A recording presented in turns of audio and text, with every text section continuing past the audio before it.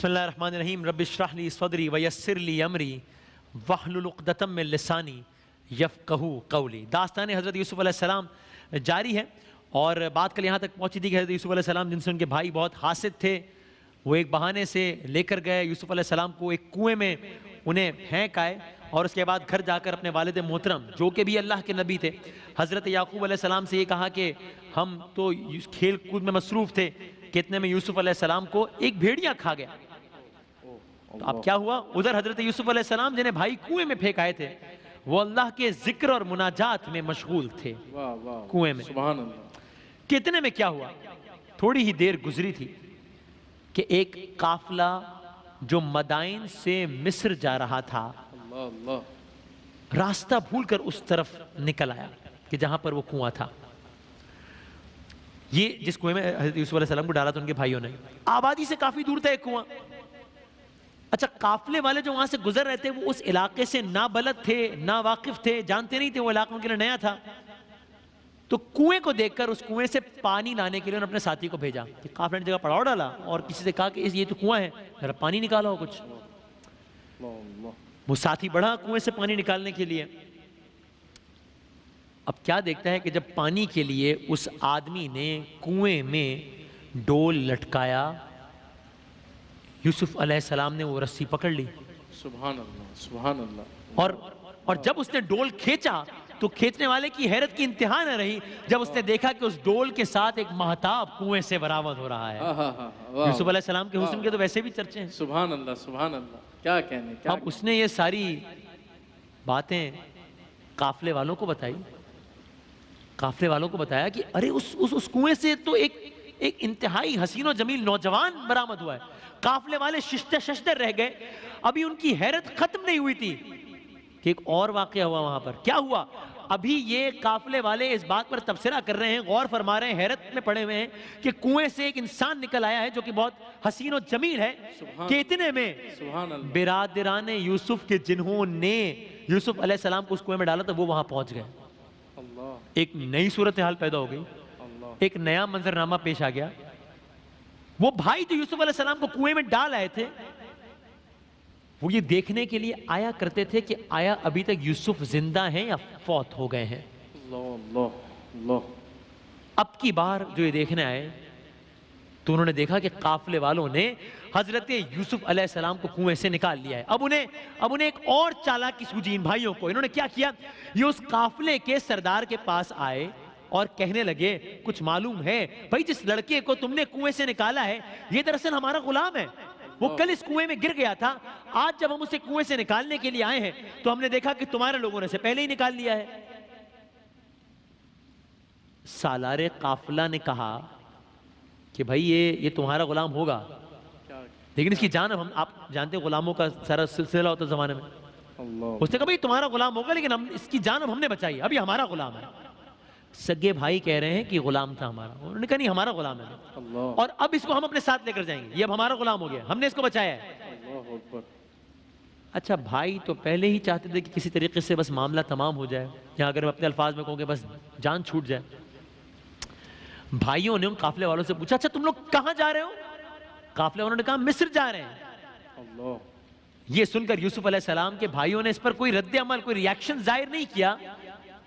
کیوں؟ اس پر کوئی حیرت کا اظہار نہیں کیا، اس پر کوئی احتجاج نہیں کیا، اس پر ان کو منع نہیں کیا، کیونکہ دل سے تو وہ بھی یہ چاہتے تھے کہ یوسف علیہ السلام اس ملک سے چلے جائیں کس طریقے سے۔ تو کیا ہوا؟ ان کے بھائیوں نے اس پر کوئی رد عمل ظاہر نہیں کیا۔ یوسف علیہ السلام کو ایک قافلہ قیدی بنا کر، غلام بنا کر لے کر جا رہا ہے، سگے بھائی دیکھ رہے ہیں اور کسی رد عمل کا اظہار نہیں کر رہے، الٹا ان سے یہ کہنے لگے اللہ اکبر۔ بھائی ان کے اس قافلے کے سردار سے یہ کہنے لگے کہ دیکھو یہ جو غلام ہے نا یہ بہت سرکش ہے، اللہ اکبر، یہ بہت نافرمان ہے، تو اس کو اگر اس انداز سے لے کر جاؤ گے عین ممکن ہے فرار کا راستہ اختیار کر لیں۔ کیا کریں؟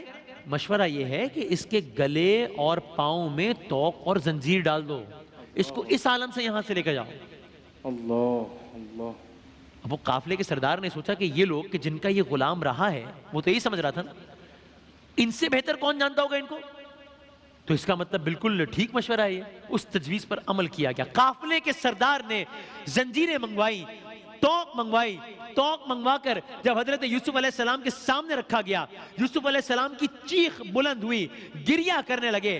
سردار قافلہ نے کہا اے غلام، اللہ اکبر، اللہ کے نبی تعالیٰ کے، لیکن وہ تو نہیں جانتا تھا، کہا اے غلام تو روتا کیوں ہے؟ حالانکہ ایک سرکش غلام کی تو یہی سزا ہے۔ آپ نے ارشاد فرمایا ارے میں اس توق کو، ان زنجیروں کو دیکھ کر نہیں رو رہا، میں تو اس وقت کو یاد کر کے رو رہا ہوں کہ جب رب کائنات اپنے فرشتوں کو حکم دے گا کہ گناہگاروں کو پکڑ کر ان کے گلے میں آگ کے توق اور زنجیر ڈال دو کہ انہوں نے ہماری اطاعت سے سرکشی کی ہے، تو اس وقت انسان کا کیا عالم ہوگا۔ اللہ میں تو یہ سوچ کر اللہ اکبر رو رہا ہوں، میں تو یہ سوچ کر گریہ کر رہا ہوں۔ اللہ کے نبی تھے نا، یعنی اللہ کے نبی اس پریشانی کے عالم میں بھی اپنی ذاتی تکالیف پر نہیں روئے، انسانیت پر آنے والی تکالیف کا سوچ کر آپ دیدہ ہو گئے۔ ایک لمحے کو رک کر یہاں کہوں، یہ ہم یوسف علیہ السلام کی بات کر رہے ہیں کہ جنہیں اپنی امت کی، کہ جنہیں انسانوں کی، کہ جنہیں انسانیت کی اتنی پرواہ ہے۔ سوچئے میرے آقا ختم المرسلین رحمت للعالمین فخر یوسف احمد مجتبی محمد مصطفیٰ صلی اللہ علیہ وآلہ وسلم کو اپنی امت کا کتنا خیال ہوگا۔ اللہ اکبر، واہ واہ واہ، تو اب سبحان اللہ۔ سالار قافلہ جب یہ ساری گفتگو ہوئی، جب یوسف علیہ السلام نے یہ الفاظ کہے، سالار قافلہ ان کے اس کلام سے بڑا متاثر ہوا، سمجھ گیا کہ یہ کنویں سے جو شخص برآمد ہوا ہے واہ واہ واہ، یہ تو چاند سی صورت ہے، یہ کوئی عام ہستی نہیں ہے، وہ سمجھ گیا، اس کا اندازہ ہو گیا۔ اللہ اللہ، قافلے والا اس سے کہنے لگا، یوسف علیہ السلام سے کہنے لگا، ان سے یہ کہنے لگا کہ اچھا ابھی ذرا کچھ دیر توقف کرو، ابھی ہم صرف تمہارے جو آقا ہیں ان کو دکھلانے کے لیے ہم تمہارا یہ عالم کر رہے ہیں، آگے چل کر ہم یہ توق اتار دیں گے۔ اللہ بہرحال یوسف علیہ السلام کو توق، زنجیر اور لباس غلامی پہنا کر ایک اونٹ پر بٹھا کر روانہ کیا گیا۔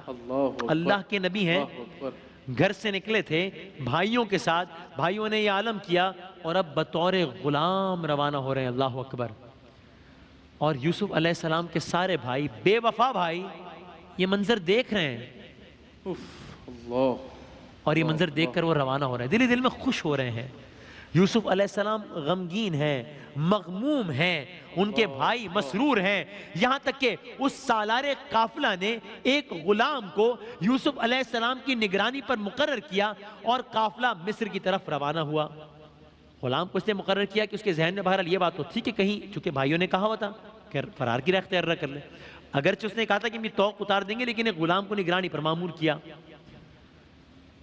یوسف علیہ السلام، قافلہ چلتا ہے اور یوسف علیہ السلام مڑ مڑ کر اپنے بھائیوں کو دیکھتے ہیں اور روتے جاتے ہیں۔ اللہ اللہ، قافلہ چلتا جاتا ہے، یہاں تک کہ اس قافلے کا گزر ایک قبرستان سے ہوا کہ جہاں یوسف علیہ السلام کی والدہ کی قبر مبارک تھی۔ اللہ اللہ اللہ، اب جب اس قافلے کا گزر قبرستان آل اسحاق سے ہوا اور جناب یوسف علیہ السلام کی نظر اپنی والدہ محترمہ کی قبر پر پڑی، شفقت مادری کو یاد کر کے جوش الفت سے بے اختیار اپنے آپ کو ماں کی قبر پر گرا دیا۔ اب آپ اندازہ کیجئے کہ ماں وہ عظیم ہستی ہے کہ جس کا تصور مصیبت کے وقت میں انبیاء کے لیے بھی باعث تسکین ہے۔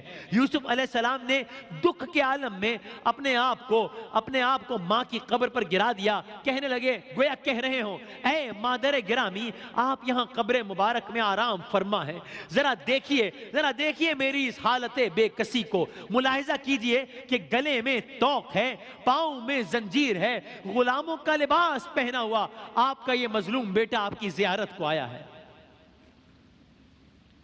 اور عجب نہیں کہ قبر سے آواز آئی ہو، اے فرزند دل بند، تیری ان باتوں نے میرے دل کو ٹکڑے ٹکڑے کر دیا ہے، تیری ان باتوں نے میرے جگر کو پارا پارا کر دیا ہے۔ بیٹا، ہر بلا، ہر مصیبت میں صبر کرنا، اللہ تعالیٰ صبر کرنے والوں کو دوست رکھتا ہے۔ بے شک بے شک بے شک۔ اب پھر ایک لمحے کے لیے ذرا رکیے، یوسف علیہ السلام کا تذکرہ ہو رہا ہے، مجھے پھر آقا صلی اللہ علیہ وآلہ وسلم فخر یوسف کا واقعہ ذہن میں آتا ہے جب آپ نے بھی یہ واقعہ سنا، اچانک میرے سامنے سرکار دو عالم کا واقعہ آتا ہے، جب آپ بھی دوران سفر اس جگہ سے گزرے تھے کہ جہاں والدہ کی قبر مبارک تھی، اور کم و بیش اسی عمر میں اپنی والدہ کی ناگہانی موت پر بیابان میں ان کی قبر سے لپٹ کر گریہ فرما رہے تھے۔ دنیا سے جاتے وقت سرکار دو عالم کی والدہ نے بھی کچھ ایسے ہی الفاظ کہے تھے، کہا تھا نا بیٹا، ہر نئی چیز نے پرانا ہو جانا ہے، ہر زندہ نے چلے جانا ہے، ایک دن آئے گا جب یہ دنیا تمہاری عظمت کے آگے جھکے گی۔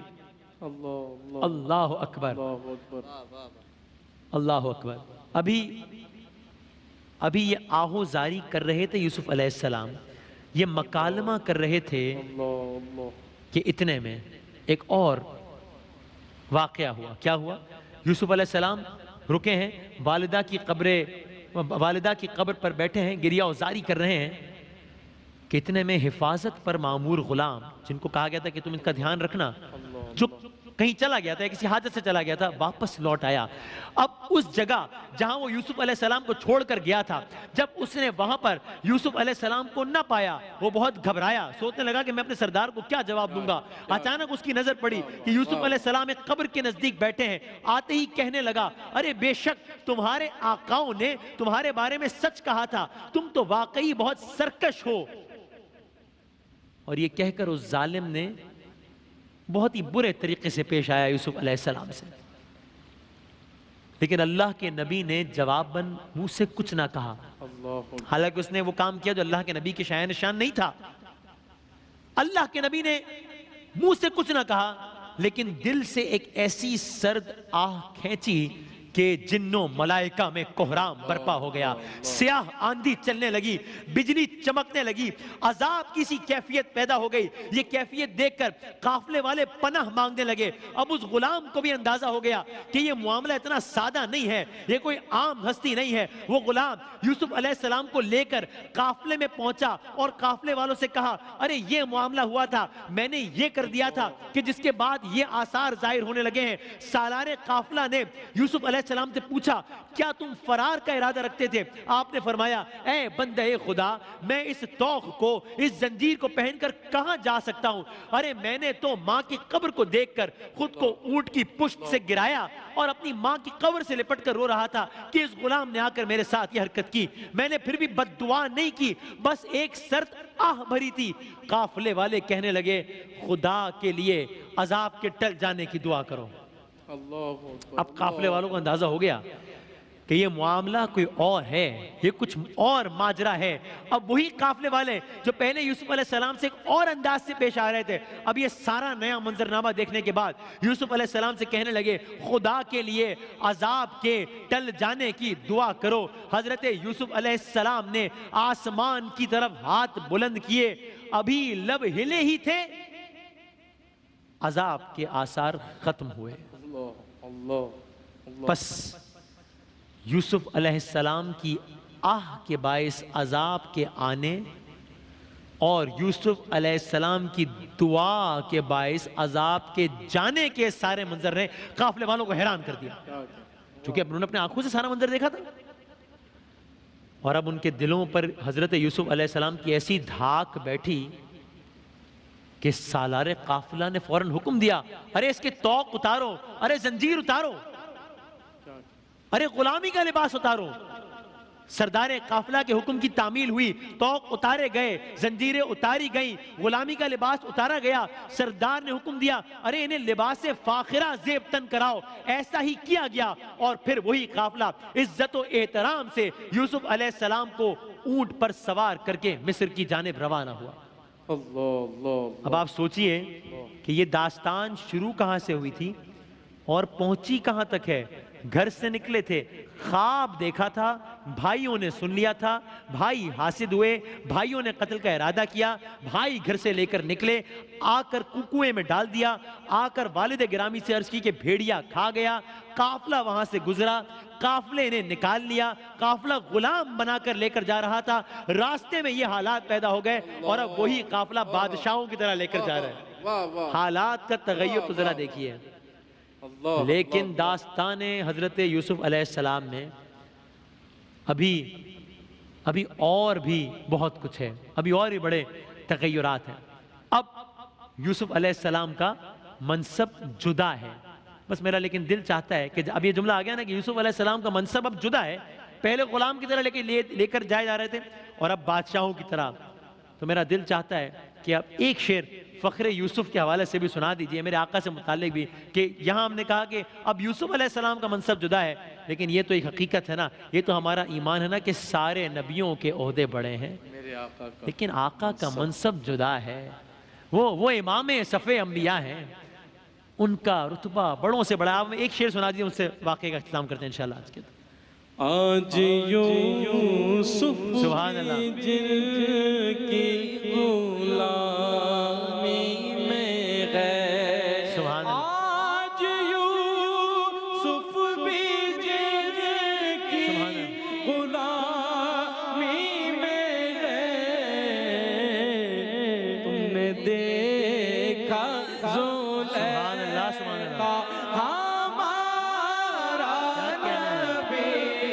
سب سے اولا ہمارا نبی، سب سے